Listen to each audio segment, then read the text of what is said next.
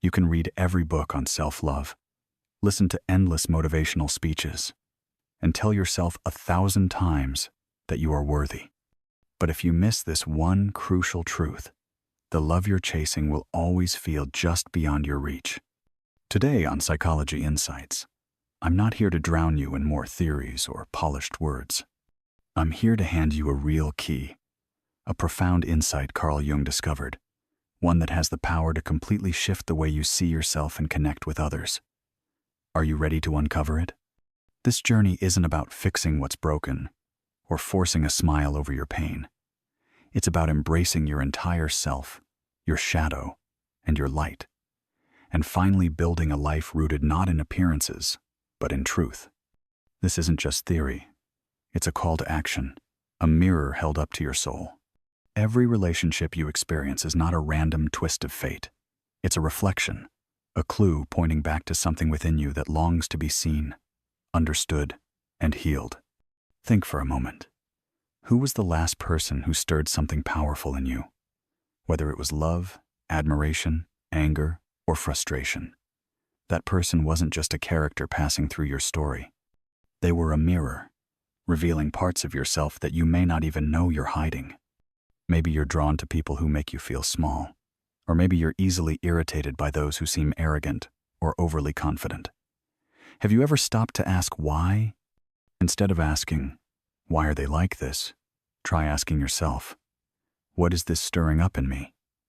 This small shift in perspective changes everything. When someone pulls you in or pushes you away with intensity, you're not just seeing them, you're seeing yourself. You're witnessing an unhealed part of your own psyche, something that has been waiting, patiently or painfully, for your acknowledgement. Take a moment and look at the patterns that repeat in your relationships. Are you always drawn to people who feel emotionally unavailable? Or do you find yourself repelled by those who seem too needy or demanding? Attraction and repulsion are not opposites. They are twin signals flashing urgent messages about your inner world. When you feel inspired by someone's freedom or spontaneity, could it be because you've caged your own spirit in routines and fears? When arrogance in another triggers your anger, is it possible that a part of you wrestles with your own hidden arrogance, a part you've been too ashamed to admit? Let me tell you a story. A friend of mine once struggled deeply with a boss who was controlling and dismissive. Every interaction left him fuming, feeling disrespected and undervalued. But when he finally dared to ask the deeper question, what is this showing me about myself? He realized that he had long denied his own inner authority. He had spent years suppressing his opinions and desires to keep the peace. His anger wasn't just about the boss. It was a cry from within, a demand to reclaim his voice. The moment he owned that truth, everything shifted not just in that relationship, but in how he saw himself. So I invite you to look at your own life. What emotions are trying to wake you up? Which relationships keep presenting the same lessons over and over again? Where do you keep pointing fingers without realizing the mirror in front of you? This journey requires courage, brutal honesty, compassion, but it's also one of the most liberating paths you can walk. Because when you finally see and embrace the hidden corners of yourself, you stop seeking love, validation, or approval in all the wrong places. You become the source of the very love you've been chasing. And here's something even deeper to remember. Just as others mirror you, you are a mirror for them. When someone reacts negatively toward you, it's rarely about you. It's about the parts of themselves they see reflected in your presence. When you truly understand this, you move beyond defensiveness. You meet life with greater grace, deeper compassion, and a powerful sense of responsibility for the energy you bring into every interaction. In the end, every relationship, especially the difficult ones, carries a sacred invitation to heal, to grow, and to become whole. Will you accept it? Because real love, the enduring kind, can only be found when you stop searching outward and start answering the call within. The real goal of this journey isn't just to notice patterns, it's to change them from the inside out. When you start to recognize which part of yourself is being reflected in a difficult relationship, that's the first doorway to healing.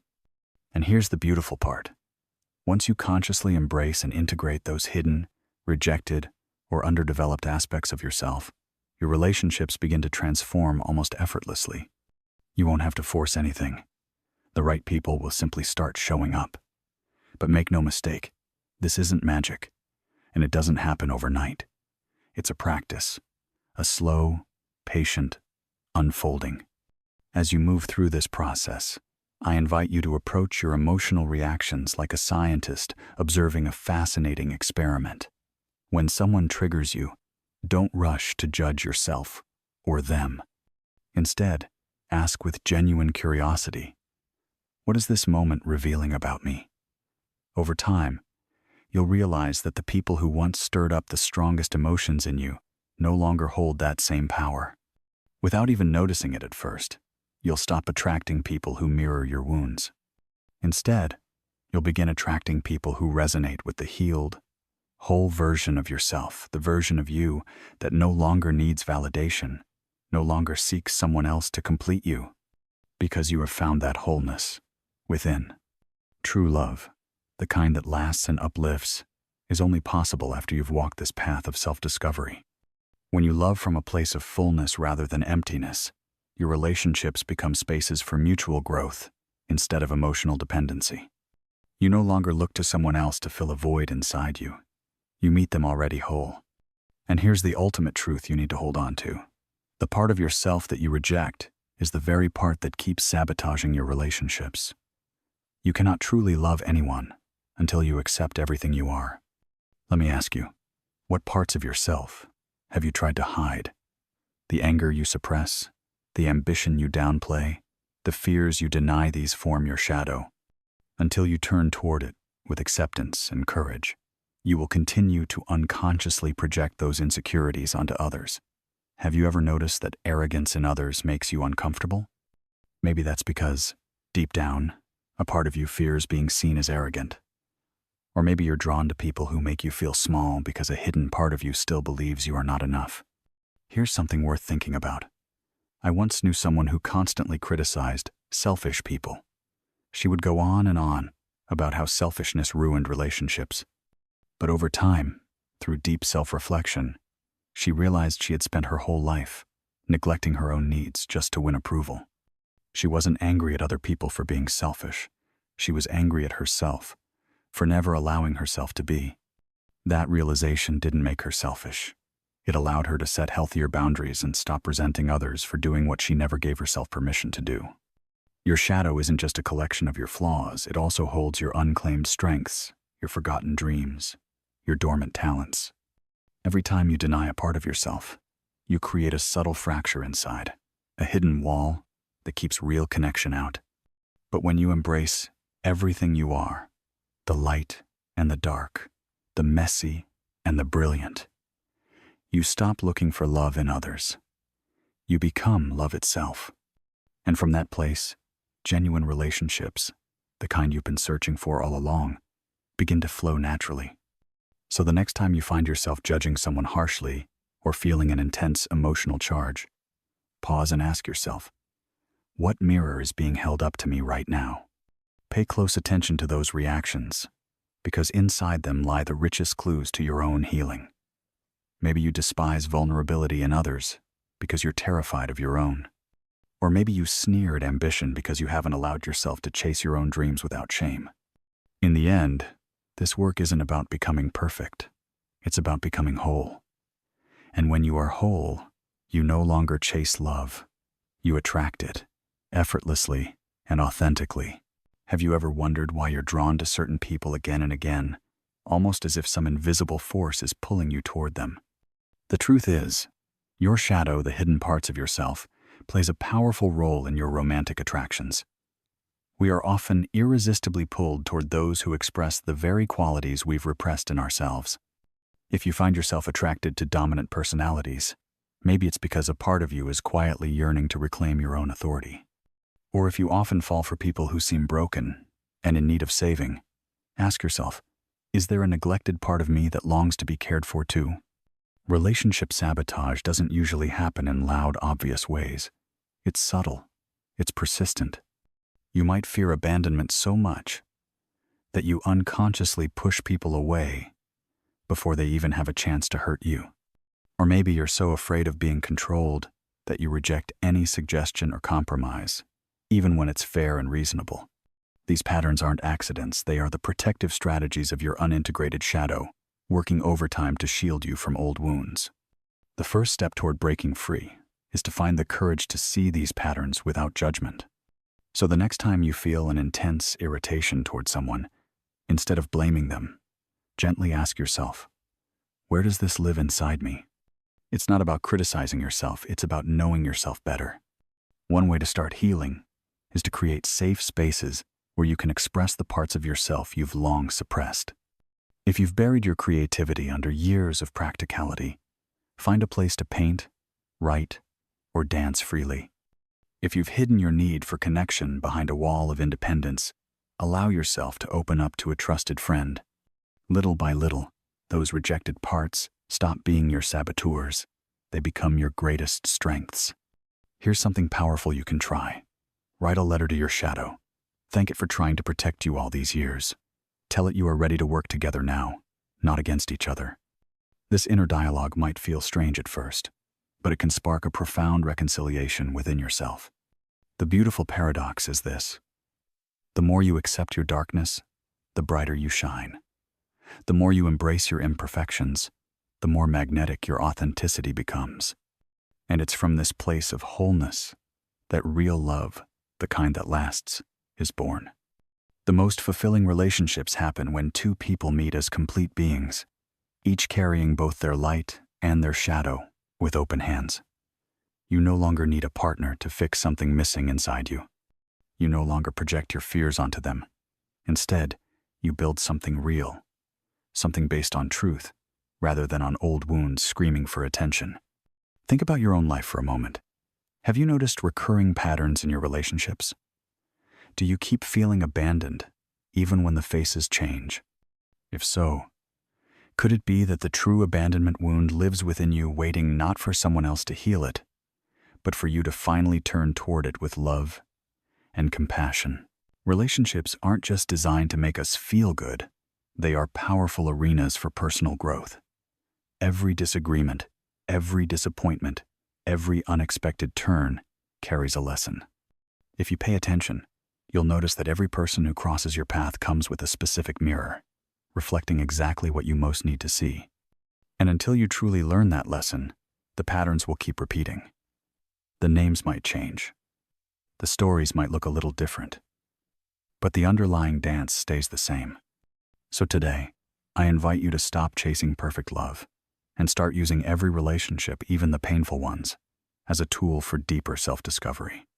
Because when you see love as a journey rather than a destination, every experience, every heartbreak, every triumph becomes part of your own becoming. Are you ready to meet the real you and love yourself enough to finally break free? Have you ever wondered why you keep finding yourself in the same kinds of relationships, even though the faces and stories seem different? The truth is, relational patterns are not accidents. If you take a closer look at your romantic history, you'll start to notice repeating themes. Maybe you're always drawn to emotionally unavailable partners, or perhaps you consistently find yourself trying to save someone who seems lost. These aren't coincidences. They are invitations to turn inward and ask some of the most important questions of your life. What unhealed part of me is calling these patterns in? According to attachment theory, our earliest relationships, the bonds we formed as children, shape the blueprints we unconsciously follow in adulthood. If love in your early years felt inconsistent, unpredictable, or unsafe, you might find yourself seeking out the same inconsistency later on. Not because you want to suffer, but because what is familiar often feels safer than what is unknown, even when it's painful. Recognizing these patterns is the first courageous step toward breaking free. Here's something most people miss. The real purpose of romantic love isn't just to make you happy, although happiness can be a beautiful side effect. The true purpose of love is to reveal parts of yourself that you would never otherwise confront. It is through intimacy that your deepest fears, your defense mechanisms, and your buried longings rise to the surface. The question isn't, how do I find the perfect partner? But, how do I become the kind of person who can love deeply, consciously, and fearlessly? Next time conflict arises in your relationship, try shifting the question from, who's right, to, what is this situation teaching me about myself? Maybe a simple comment from your partner triggers a wave of irritation, but is it really about them? Or does it touch an old insecurity that's still living inside you? Maybe your need to control every detail is actually a mask for your deeper fear of being abandoned. These insights can be uncomfortable, but they are the treasures that real growth is made of. Let me share a story. A friend of mine kept attracting partners who were emotionally unavailable. For years, she thought she just had bad luck. But when she finally asked herself, why am I drawn to people who can't fully love me back? She realized she had been protecting herself from true vulnerability. As long as her partners were distant, she never had to risk showing the rawest parts of herself. That awareness didn't just change her relationships, it changed her life. Even the attractions that sweep you off your feet are not random. They serve as powerful guides.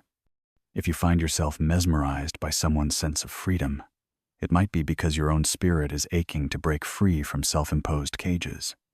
If you're captivated by someone's creativity, maybe it's because there's an artist within you waiting to be unleashed. Your most intense attractions are maps pointing toward unrealized parts of yourself. And yes, heartbreak hurts. But within every heartbreak lies an extraordinary opportunity. When a relationship ends, you have two choices. You can blame the other person and stay stuck, or you can turn inward and ask, what have I learned about myself? The path you choose will determine whether you grow wiser or simply grow bitter. Mature love doesn't demand perfection. It invites growth. A relationship grounded in this truth isn't just about two people being happy. It's about two people evolving, healing, and expanding together. Every conflict becomes a doorway to greater understanding. Every disappointment becomes a chance to deepen compassion. When you start viewing love as a journey rather than a destination, something beautiful happens. Happiness arises naturally, without clinging or fear. The real shift begins when you stop saying, I always end up with the wrong person, and start asking, what old story am I still believing that keeps bringing me here? That shift restores your power. You're no longer a victim of fate or circumstance. You become the conscious creator of your relational experiences. Choosing love as a path of self-growth isn't easy. It requires facing painful truths, questioning old beliefs, and shedding identities that no longer serve who you are becoming. But the rewards deeper authenticity, profound self-awareness, and the ability to love from a place of freedom rather than from need are worth every step. So I ask you today, are you willing to use your relationships, past and present, not as reasons to doubt yourself, but as mirrors to truly meet yourself? Because the love you seek on the outside has been waiting for you, all along, within. Before we continue, I want to pause and express my genuine appreciation for you. Thank you for being here, for choosing to explore the fascinating world of psychology and personal growth alongside us. It truly matters to know you're part of this learning community. Please, don't hesitate to share your thoughts, your insights, or any moment from today's journey that struck a chord with you. And if you're not sure what to write, simply leave a comment saying, I'm curious, if you're just starting to explore these ideas, or I'm growing, if you've been reflecting and applying them for a while. Your presence and your voice bring this space to life. They create a ripple effect of inspiration that lifts us all higher. So, are you ready to keep unfolding these psychological insights together? Let's go even deeper. Have you ever stopped to wonder why, no matter how much you try, you keep ending up in the same kinds of relationships? Different faces, different beginnings, but somehow, the same heartbreak, the same feeling of being unseen, unworthy, or misunderstood. It's not bad luck. It's not because you're not enough. It's because your subconscious mind is repeating a familiar script, a story that began long before your first love. And unless you face it, that story will keep writing itself into your life. When you find yourself repeatedly drawn to people who hurt you, betray you, or make you feel invisible, it's not random. It's a sign that there's an unhealed wound deep inside of you, crying out for attention. Maybe you seek constant validation from your partners because somewhere deep inside, a part of you still feels invisible, still aches to be fully seen and accepted. Maybe you stay too long in painful relationships because the chaos, the inconsistency, feels more familiar to you than peace ever did. Have you ever noticed how toxic patterns repeat themselves with eerie precision? You leave one relationship hoping things will be different, only to end up in another that feels hauntingly similar. This cycle isn't punishment, it's programming. It's the brain clinging to what's known, because familiarity feels safer than the unknown, even when it hurts. It's a heartbreaking reality, but it's also where your true power lies, because once you see the pattern, you have the choice to change it. Growing up, if you learned that love was conditional, that you had to perform, achieve, or suppress parts of yourself to be loved, your adult relationships will reflect that script. If you were taught, even subtly, that you weren't enough just as you are, you might find yourself chasing after people who can never truly give you the love you deserve. Not because you are broken, but because your subconscious believes that this is what love feels like. The first step in breaking free is brutally honest self-awareness. I want you to really sit with your relationship history, not to judge yourself, but to get curious. What themes do you see? Are you always the one giving more? Do you lose yourself trying to make someone stay? Do you find yourself chasing those who are distant, while ignoring those who are available? These patterns are not mistakes. They are roadmaps to the parts of you that need healing. Behind every toxic relationship pattern is a limiting belief. If you constantly attract betrayal, ask yourself, deep down, do I believe I deserve loyalty? If you keep finding yourself controlled, do you believe you can't lead your own life? These beliefs aren't your fault, they were planted long ago, but they are your responsibility to heal now. Science shows us that our brains are capable of rewiring themselves. It's called neuroplasticity. The more you become aware of your old patterns, the more you consciously create new experiences that contradict them, the more your brain and your life begins to change. One powerful exercise is to notice your emotional triggers. What makes you feel overly anxious, abandoned, or enraged? Maybe a delayed text sends you spiraling into fear. Maybe a slight criticism feels like a personal attack. These triggers are not signs that something is wrong with you. They are invitations to look deeper, to find the original wound and heal it. The real healing begins when you take ownership of your patterns, not with blame, but with compassion. As long as you believe you're a victim of fate or the cruelty of others, you will stay stuck. But the moment you say, I see the pattern and I choose differently, everything shifts. So today, I invite you to ask yourself, am I ready to stop blaming my past and start building my future? Am I willing to heal the parts of me that have been silently shaping my story all along? Because the truth is simple. You don't need another person to complete you. You need to meet yourself fully, all your wounds, all your strengths, and from that place of wholeness, you will finally attract the love you truly deserve. Have you ever noticed how easy it is to fall back into old patterns, even when you swear you know better? Breaking free from toxic relational cycles doesn't just happen through willpower or reading another self-help book. It starts with reconnecting to your body.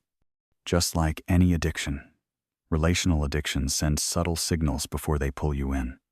That familiar rush of excitement when meeting someone new, the false sense of security, that deep but unsettling comfort, these are your body's ways of telling you something is off. Learning to recognize those physical sensations gives you the power to pause, reflect, and consciously choose, instead of letting old programming take over. Setting clear boundaries, both with others and with yourself, becomes essential. If you know you tend to lose your sense of self when you're in love, create small daily rituals that anchor you back to who you are. If you're drawn to narcissistic partners, be honest with yourself about what behaviors you will no longer tolerate. Boundaries are not punishments. They are powerful acts of self-respect and self-love that disrupt cycles of self-abandonment. Real transformation begins when you dare to choose what is unfamiliar. If you've always been drawn to drama and intensity, a stable, healthy relationship might feel almost boring at first. That discomfort isn't a sign that something is wrong, it's a sign you're building a new way of relating, a new neural pathway toward peace. This isn't a one-time decision, it's a daily choice. There will be moments when you're tempted to run back to what feels safe but hurts you, moments when the old chaos calls your name. But each time you choose differently, even if it's a small step, you strengthen your new path. Neuroscience is on your side. Your brain can and will rewire itself if you stay consistent. The ultimate goal isn't to create a perfect relationship. It's to reach a level of awareness where you're no longer trapped by unconscious wounds. You can then love not because you're desperate to fill a void, but because your cup is already full. You will stop chasing validation from others because you have already validated yourself. Authentic love isn't something you stumble upon. It's something you build, moment by moment, from the inside out. When you finally love yourself without condition, love stops being something you search for and becomes something you naturally are. And that shift changes everything. Because until you realize that love isn't something you find or receive, it's something you embody, you'll keep looking outside for what can only be created within. Think about it. How many times have you waited to be chosen, to be seen, to be loved, believing that your happiness depended on someone else's approval? We grow up steeped in the fairy tale that love is a prize granted by another. But the truth is far more powerful. Love springs from within you. When you understand that no external relationship can complete you, you stop being a thirsty seeker and become a source of love in yourself. No one can take that away from you. You were born whole. Self-love isn't something you have to earn through achievements or perfection. It is your birthright. So let me ask you, are you willing to stop waiting for love to find you and start living as love itself? Because when you do, every relationship in your life stops being about filling a void and starts becoming a beautiful extension of the fullness already within you. Have you ever realized how often we build walls inside ourselves without even knowing it? In a world that constantly measures your worth by how much you achieve, how you look, or how productive you are, removing those internal barriers becomes an act of quiet rebellion. True unconditional self-love isn't about feeling good only when you're winning. It's about honoring yourself just as much when you fail, when you're messy, when you're not at your best. It's about speaking to yourself with the same tenderness you would offer to someone you love dearly. It's about recognizing your intrinsic worth without waiting for anyone else to validate it. When you start treating yourself this way, something extraordinary happens. Your relationships with others change. You no longer approach people with the silent plea, "Please complete me," because you don't feel incomplete anymore. Instead, you show up full, offering the love, respect, and joy you already carry within. You stop chasing the feeling of being enough because you have already made peace with the fact that you are enough. Have you ever noticed that when you're not desperately seeking love, the most beautiful connections seem to flow naturally into your life? There's a beautiful irony here. The less you need love from others, the deeper you are able to experience it. Relationships stop being about filling a void and start being about expanding your life, your growth, your joy. You don't expect someone else to heal your pain, though you might walk beside them as you both heal. You don't depend on someone to make you feel valuable, but you still delight in how they appreciate the value you already know you have. And that's when relationships become real, when they are born from sharing rather than seeking. Think about the energy you bring into your relationships. When you operate from lack, you're likely to attract people who mirror your wounds, who validate your fears of being unworthy, unseen, or unlovable. But when you operate from wholeness, you naturally attract those who resonate with your truth, your strength, your self-love. It's the difference between an attraction based on addiction and one based on true affinity. Now, it's important to understand. Practicing self-love is not narcissism. True narcissism stems from deep insecurity and a desperate need for validation. Authentic self-love is entirely different. It comes from accepting yourself fully, flaws and all. And when you love yourself this way, you actually see others more clearly, with more compassion, because you're no longer projecting your unmet needs onto them. One of the most powerful practices you can adopt is conscious self-compassion. When fear, sadness, shame, or anger arises, don't push it away. Don't label it as wrong. Instead, welcome it as part of your human experience. By embracing even your uncomfortable emotions, you heal the fragmentation inside you, and in turn, you heal how you connect with the world outside you. And remember this: love is not a finish line you cross. It's a practice, a choice you make every single day. Some days will be harder. Old voices of self-doubt will sometimes echo louder than you expect. But every time you choose to meet yourself with kindness instead of criticism, you are building a stronger foundation of authentic love. Maybe the greatest secret one the mystics and sages have been whispering for centuries is this: you are already swimming in love. Like a fish unaware it lives in the ocean, you have always been surrounded by it, always been part of it. Your job isn't to find love, it's to recognize that it has never been missing. So, let me ask you, are you ready to stop chasing love outside of you and start embodying it within? Are you willing to see that the love you've been searching for was never out there, but has always been waiting for you to come home to yourself? Because when you finally understand this, love stops being a desperate search and becomes the most natural, powerful expression of who you are. If today's message spoke to you, I invite you to take these principles and start applying them in your everyday life. Because real growth begins with small, conscious choices made daily. Love isn't something you find, it's something you build, moment by moment, from within. If you found value here, don't forget to share this video with someone who might need it, and let's keep this conversation going. What's one thing you're ready to start practicing today to love yourself more deeply? Share your thoughts in the comments below. And if you'd like to continue exploring how to transform your life from the inside out, make sure you subscribe to Psychology Insights and hit the notification bell so you don't miss any future videos. Thank you for being here. Thank you for choosing growth. And I'll see you in the next one. Until next time, take care.